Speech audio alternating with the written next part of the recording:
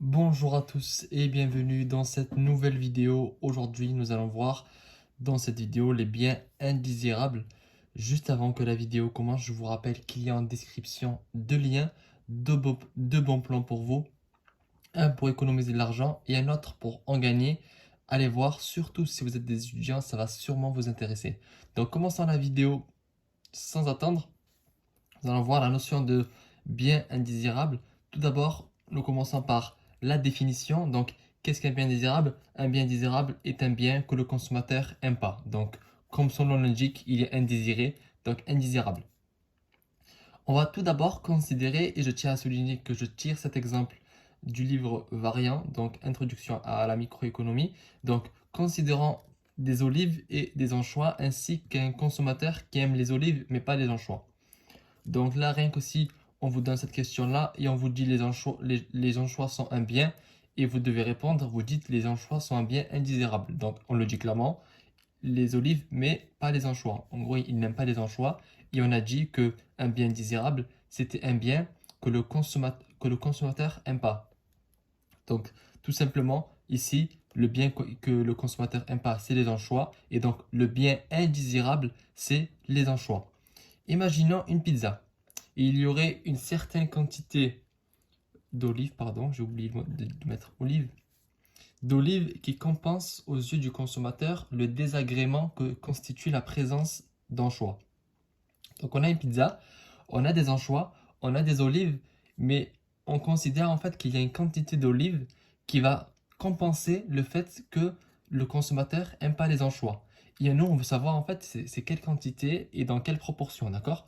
Donc là, on va tout d'abord voir aussi, pour voir justement pour répondre à cette question-là, comment est la courbe d'indifférence d'un bien indésirable et ce que ça signifie, comment ça se lit, dans quel sens euh, on va aller pour voir les paniers qui sont encore plus désirés, enfin, les paniers qui sont préférés à d'autres, etc. Donc, déjà, à savoir que, comme vous pouvez le voir devant vous, les courbes d'indifférence, elles sont, elles ont une pente positive. Donc, c'est une des grandes spécificités des biens indésirables, c'est que leurs courbes d'indifférence, elles ont une pente positive.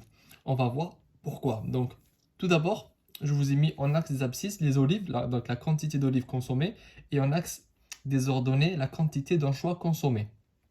Donc là, on va tout d'abord lire ce que j'ai écrit en bas. La satisfaction augmente quand on se déplace vers le bas et la droite. Donc, comme ça, dans le sens où j'ai mis les flèches. C'est-à-dire quand on diminue la consommation d'anchois et qu'on augmente la quantité d'olives. Tout simplement, parce qu'on a dit en début de vidéo que le consommateur, il aimait les olives, par contre, il n'aime pas les anchois.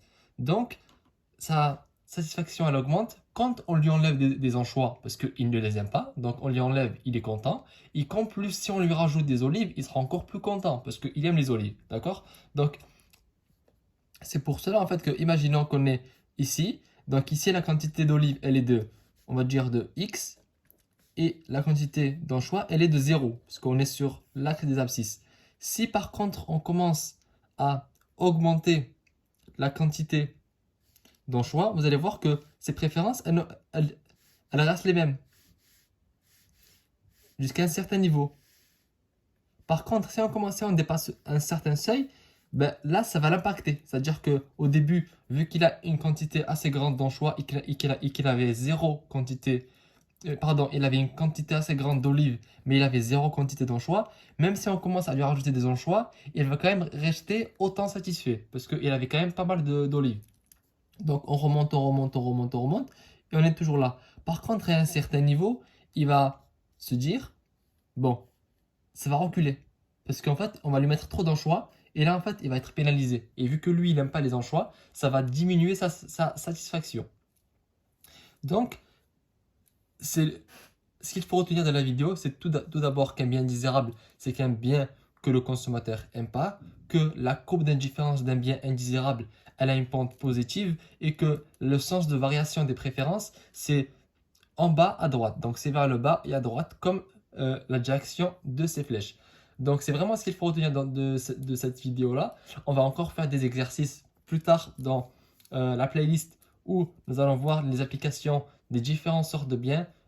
Si vous n'avez pas encore vu les première vidéo sur tout d'abord la contrainte budgétaire, puis maintenant j'ai fait des vidéos sur les compléments parfaits, les substituts parfaits, etc. Allez voir, c'est une série de vidéos qui se rejoint et c'est vraiment un processus d'apprentissage qui vous mènera à l'aboutissement, vraiment de tout comprendre. C'est un puzzle. Là, vraiment, on fait des vidéos avec très peu de notions dans chaque vidéo pour que vous puissiez comprendre à chaque fois, petit à petit, les différentes étapes qui vous permettront de comprendre l'ensemble du semestre et des notions abordées.